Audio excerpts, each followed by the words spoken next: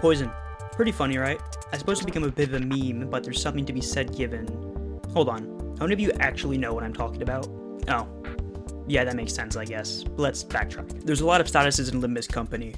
A multitude, a myriad, a fuck ton of statuses. Some of which we have on locket, looped around our neck at all times. Not you. Obviously, not every one of these can get equal attention. A lot of them show up literally once, and then never again. This isn't a tragedy. Many of these are rehashes or bundles of other statuses bailed together, existing to serve a role in a specific encounter, do actually nothing, or lie. Okay, really quick, I'm never going to get a chance to talk about this, so side tangent inbound. Why does predation exist, that one status in Fairy Gentleman's Fight? It seems to be preparing a powerful move. It seems...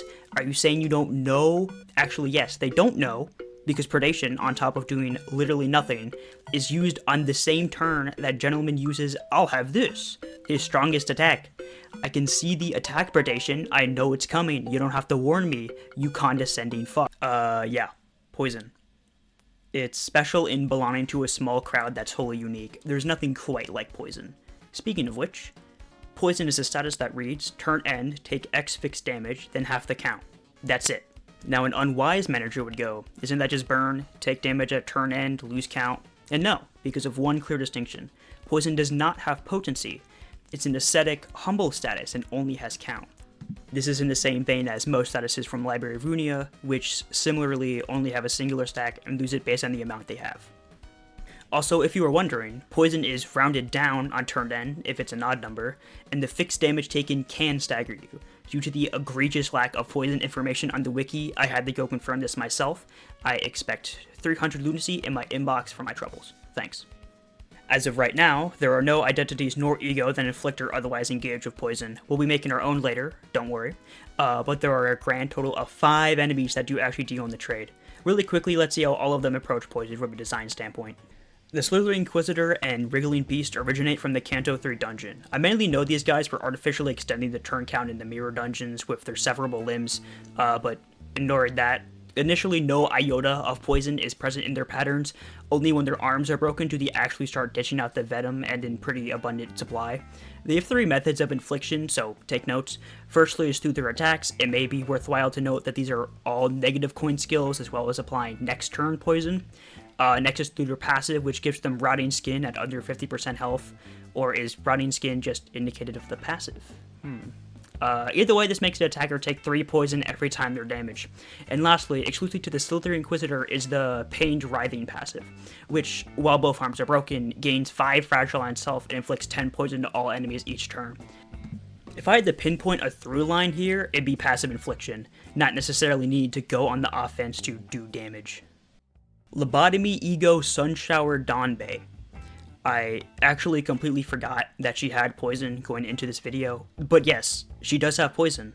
On one move, Sink It All, it inflicts 8 poison. This is interesting for being very strange and not much else. Following the pattern established by the Snake Latch, this is a negative coin skill and applies next turn, but I doubt that's intentional. Someone could say that this is here as a coding error and I'd believe them. Lastly, there's Ambling Pearl and the Green Slime. Yes, this is technically a different enemy. Taking a peep at Ambling Pearl itself, we finally see some same turn poison dealt through any and all of its attacks that actually do. Alongside this, Ambling Pearl has the honor of having the first poison attacks that aren't negative coin, having the only poison-based defensive skill in the game in overflowing poison, and the truly immense, unreplicatable feat of being tied for the highest instance of poison infliction and the most poison inflicted through a skill. A whopping 10 poison inflicting through Effervescent Green Slime. What's really worth noting here is how Ambling Pearl engages with poison, specifically through the conditionals on Corrosive Fluid and Paralytic Fluid. Defense level down and Paralyze are both debuffs, so perhaps poison, instead of gaining your traditional coin power or damage up or whatever, could be squared on debilitating the opponent. Oh yeah, Green Slime is here too. These guys do 3 poison each turn with their passive. Yep. So to overview, passive application is common for poisoned enemies, either through a conditional like being hit in case of the Snake Inquisitors, or just because like in the Green Slimes and also the Snake Inquisitors. Poison skills have a tendency to be negative coin, but don't necessarily have to be.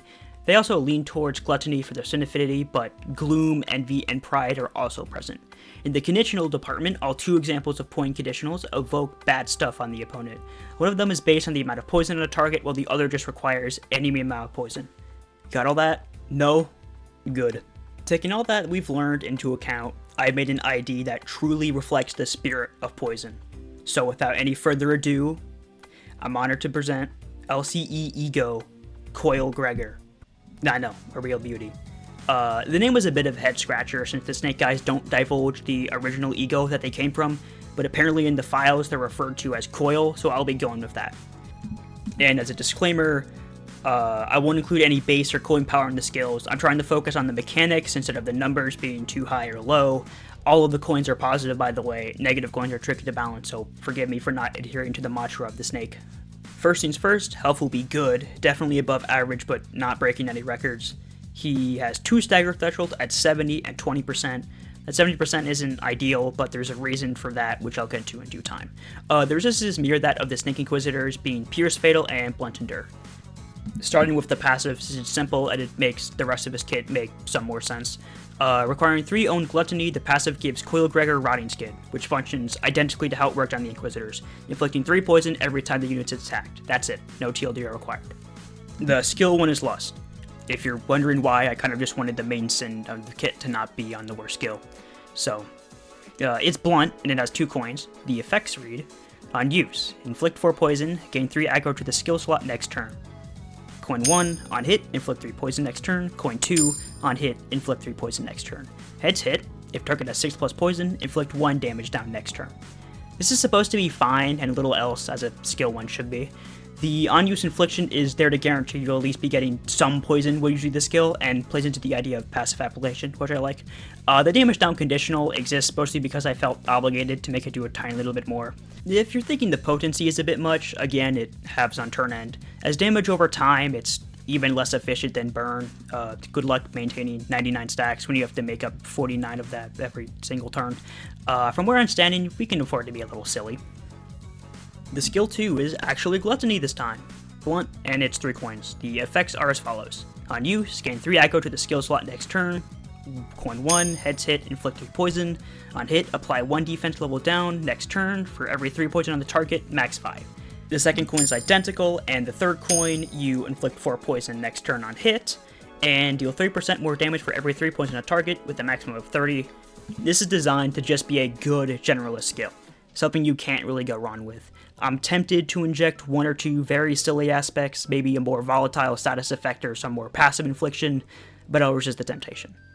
Before covering the big ol' skill 3, going over the defense skill makes sense to keep the pacing in a vague crescendo.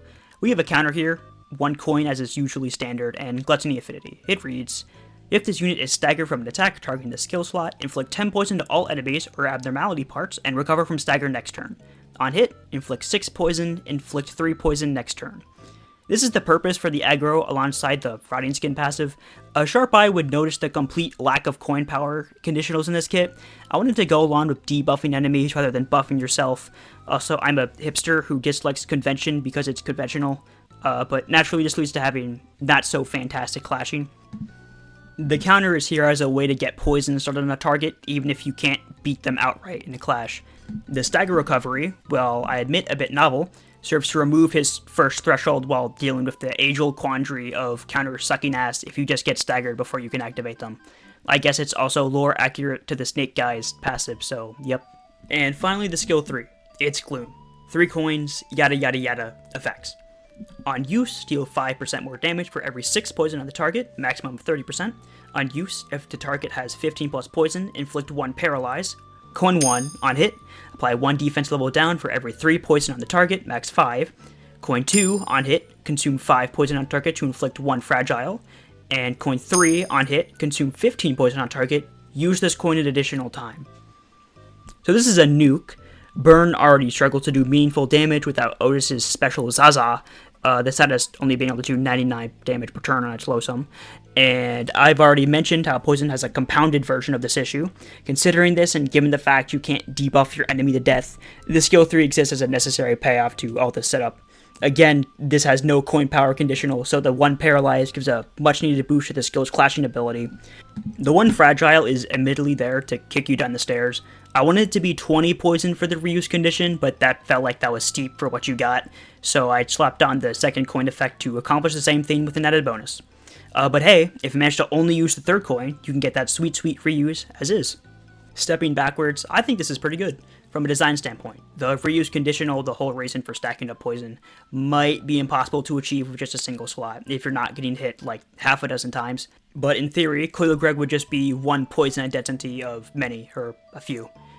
In a team, this guy would probably be pretty alright.